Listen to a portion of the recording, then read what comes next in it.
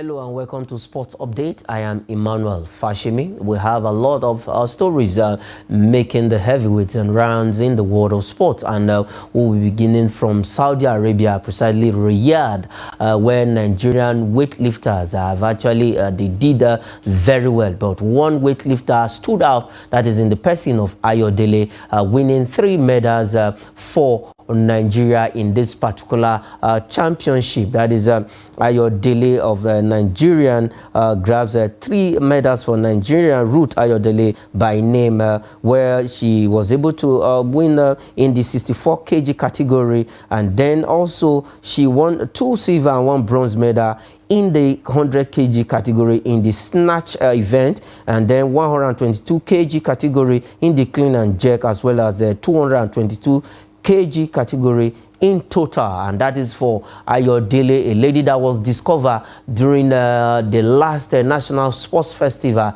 in Delta State, Asaba. She's from Oyo State, Ibadan, and that is our state. Now she has she went to Riyadh, precisely Saudi Arabia, where we have about 6 weightlifters with the officials that left the shores of this country a few weeks back, and now Ruth Ayodele alone was able to win 3 good medals for Nigeria. As you can see, 100 kg category, 122, and then in total her point was 222 kg. As you can see, her smallish, but she has the strength, she has the endurance. She was able to lift that particular weight you are seeing right there. Isaac Omidiji, for Ruth Ayodele, she did well for herself and for Nigeria and for her state, winning 3 medals, 2 silver and 1 bronze medal in Riyadh. That is where the international weightlifting championship happened. It was just a concluded one about a few weeks ago. We have about 6 of them, and the officials left the shores of this country for this particular championship. I've been smiling since I got the results of Ruth Ayodele and performance, but I wasn't surprised, because when you catch them young and you train them, they expect results. She was just discovered last year at Delta State during the Asaba National Sports Festival, where she also won medals. I think about 3 or 4 medals in that particular Nigerian Olympics, let me call it that way. And she has not gone to the world stage, and she has displayed what she can do, and the world is now singing about Ruth Ayodele. Now, remember one key thing that the Weightlifting Federation did that was very impressive? They went with just 6 of these weightlifters. They identified the 6 that are good enough to get medals. Don't forget that this particular championship is also a qualification for the Paris Olympics coming up next year. Yeah. So you have gone with 6 of your best weightlifters, with 4 of them female, 2 male, and some few officials, and you've already started seeing results. And that is telling you that we are going to get the majority of these athletes who have come to this Riyadh championship to qualify for the Olympics.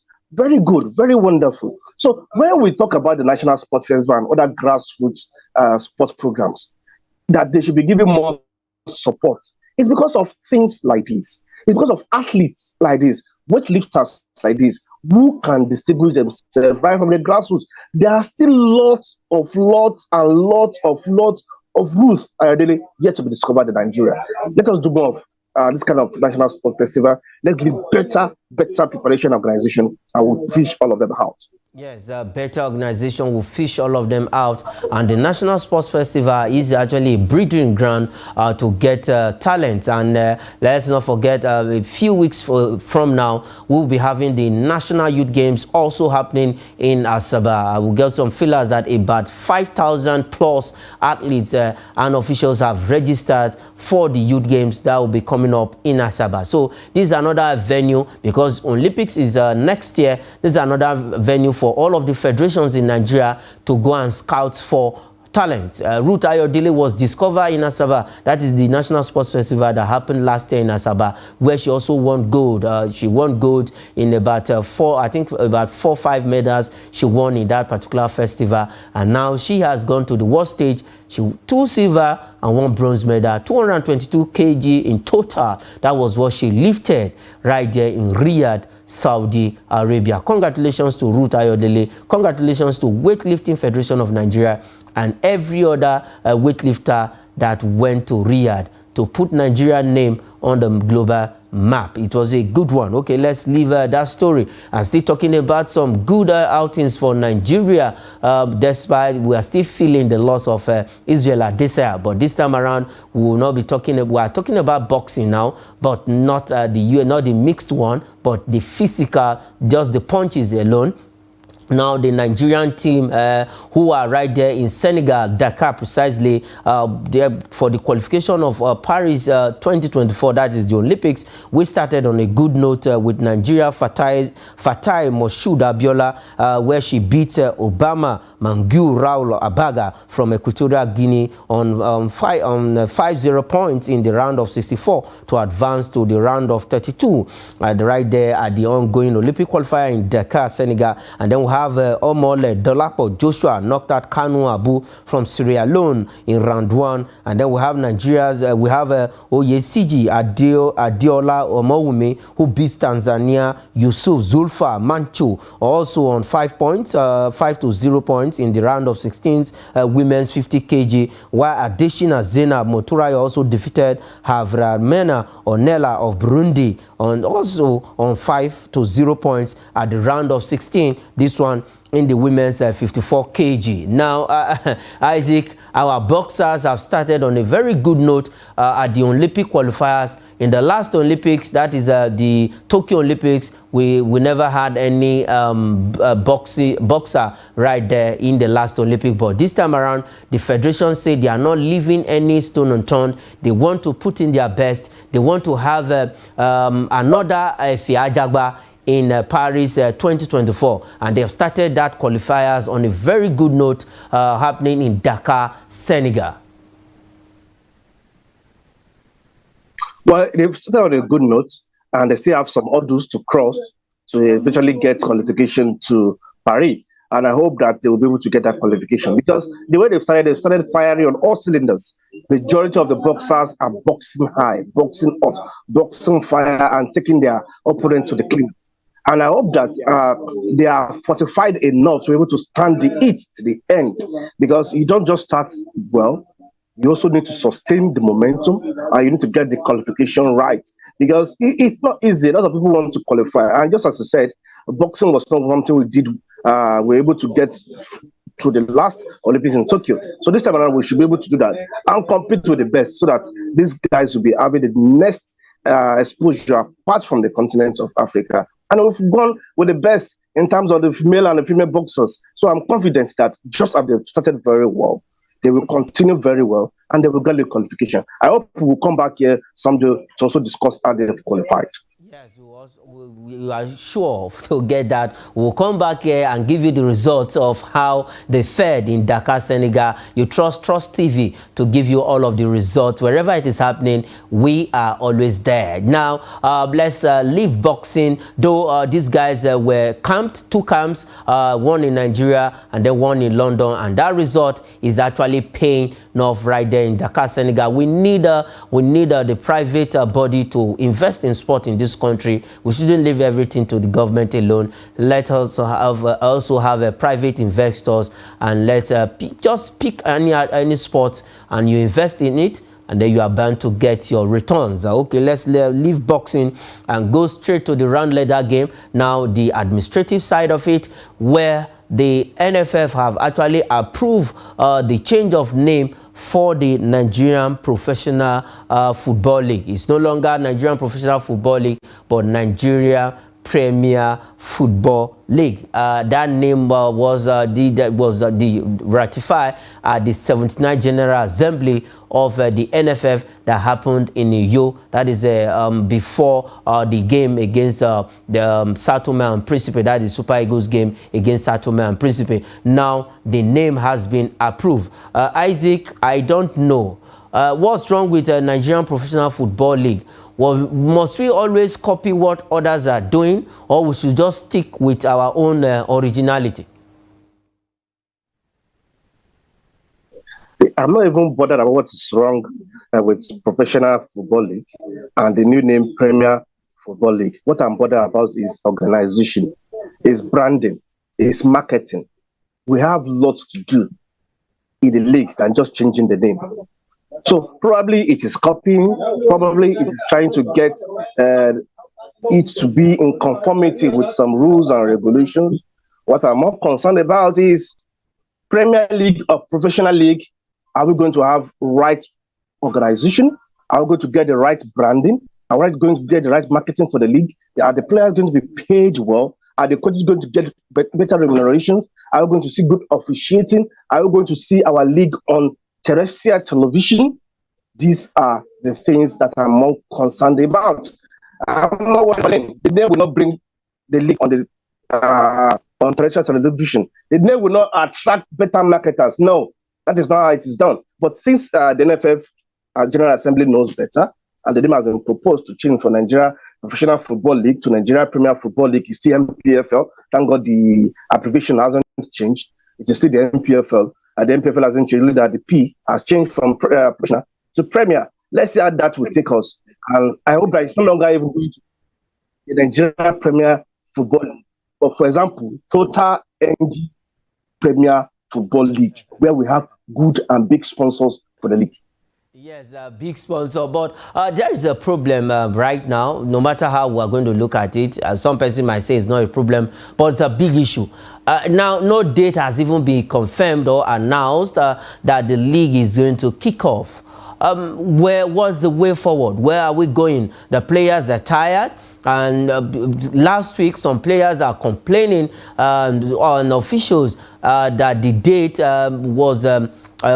the date that the league was supposed to kick off was cancelled, and now no new date has been announced. So what's the way forward with all of these development? The way forward is that we should stop deceiving ourselves. The way forward is that we should stop fixing dates that are not realistic in the first place. The way forward is for us to get a sponsors that whenever we fix a date, we know that this sponsor will come up and turn up for us. Most of these things are still going to boil down to funding. And that is very important. But if we are waiting for government funding, then we'll keep postponing this league till next year. This time around next year, we'll still have people started the league. So let us get sponsors that when at the end of the season or before the end of the season, when the EPS states that they are starting the league by August 13, 14, it is still going to be August 13, 14. It's not going to change. For how many years? That's because they already have a structure in place. They already have their fixtures in place. They already have an organization mechanism in place. But for Nigeria, we just call a date. Let's see, even in two months' time, we should be able to start the league.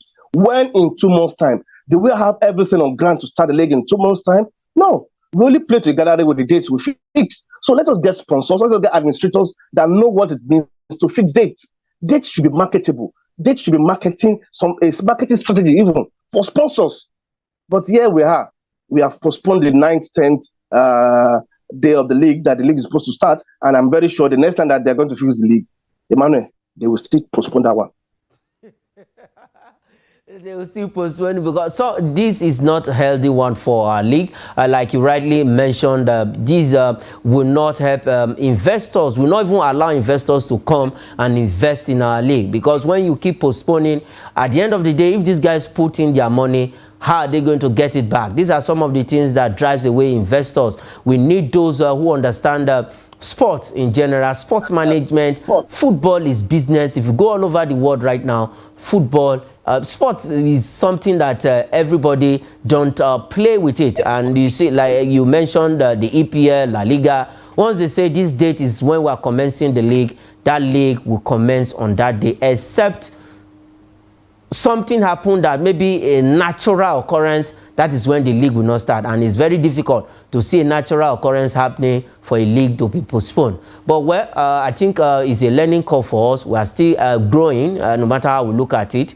We will get it right someday. But the NPFL organizers need to give us a date, because we are inching to see the Nigerian Premier Football League come back strong and better. At the end of the day, with all of this, we might see the average league. I'm one of the persons that is proposing the average league. With this postponement, we are bound to see the average league again. Okay, Isaac, let's leave that and talk about one man who has been on that fire for quite some time. I feel for him, sincerely speaking. Like I always say, I'm not in support of maybe any sexual abuse or harassment, but sometimes we just have to also look inward and ask ourselves some questions, look at our actions, and then ask ourselves if what I'm doing is right, or if what you're doing to somebody is right. Luis Rubiales finally has resigned as the FA, the Spanish Football Federation, and then as vice president of UEFA. This man has come under fire for his action at the World Cup final, that is between the Spanish women and the Three Lionesses of England, where he actually did something to a player, and that has actually cost him a lot. To the extent he was dragged to court, and he is under suspension from FIFA. But Isaac, I want to look at it this way before you react. I believe it's something that happens to everybody. When you are happy, you tend to do, you don't even, okay, let's look at Asisat Oshola's celebration after that goal she scored against Australia in our second game. What did she do? By pulling off her shirt, and she came under fire for that. A lot of talks here and there. Now, Luis Rubiales did the same thing to Hermoso, but different from Asisat Oshola. And I believe it was out of happiness he did that. What's your own take? Because sincerely speaking, this man has, let me say, his name has been dragged for long. Emmanuel, I've been smiling since you started this conversation, because so many things are going through my head. I've asked so many questions. Why was it Hermoso alone and not any other player? You know, and unfortunately, this particular incident has taken the shine off the fact that these ladies play good football and defeated one of the best teams in Europe, talking about the Three Lionesses of England. That has taken the shine off the good thing that these Spanish players did. Remember that 15 of their best players initially refused to even come for this World Cup before the likes of Hermoso and two others joined and come for the World Cup. That is saying that they didn't even come with the best, in quote, of their players, and they still won the World Cup. And we are talking about Luis Rubiales, about what he did. Now, whether what he did was consensual, was planned, was out of incitement, some things you do out of excitement might be wrong. So this is one of those things that you do out of excitement and it's wrong. And there is no way he can function in his role again since FIFA has suspended him temporarily. So when you're under suspicion by the World Governing Football Body, what can you do? So when he was fighting and fighting and fighting, saying he's not going to resign, I wonder what was he relying on? And now the case has even gone to court. The lady has taken the case to court, claiming it was not consensual. Now, you see, that aspect of consensual and not consensual is where I have problem. Because that action doesn't look forced. That action doesn't look as if you were not in picture. That action looked like a continuation of something that has been happening. But the fact is that action was wrong. So on that premise, I think both of them should have been penalized. But because she's claimed it was not consensual, then Luis Rubiales just had to go. Because everything is against him. The whole world is against him. 81 players in Spain are vowed not to play for the national team because of him. The whole football, national team football structure in Spain is standing still because of him. So why don't you leave? Your mother went on longer strike. She was taken to hospital. Must she die before you resign? He should go. And he has done the right thing by going, even though belatedly. Yes, he has done the right thing by going. But Isaac, let's dwell on this issue a bit before we'll go on the show. Before we go to the next story and go on the show. Now, with his action, consensual, like you mentioned, or not consensual, but I believe Hermoso herself. Don't you think this is, like he said it's witch hunting, that people are witch hunting him. The mother also said people are witch hunting his son. Do you think this issue was blown out of proportion because the media also, they feasted on this and report here and there on social media, on terrestrial TV, everywhere was about Luis Rubiales and Hermoso? I think Luis Rubiales allowed this to be blown out of proportion himself. If he had resigned immediately, just watch now, the whole thing will die down. It shows that he was no longer wanted in the Spanish football circle and the European football circle. He was supposed to have seen the writing on the wall and leave. Just watch, this will die down. The only time this case will be coming up now will be whenever the case is in court. Seen the writing on the wall.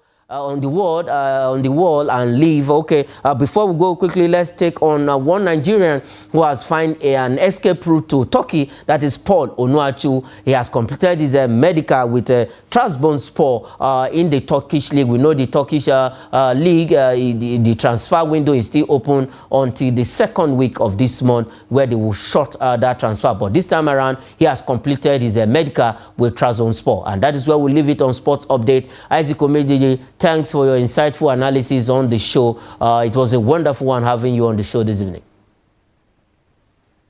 Thank you very much, Emmanuel. All right, that is it. I am Emmanuel.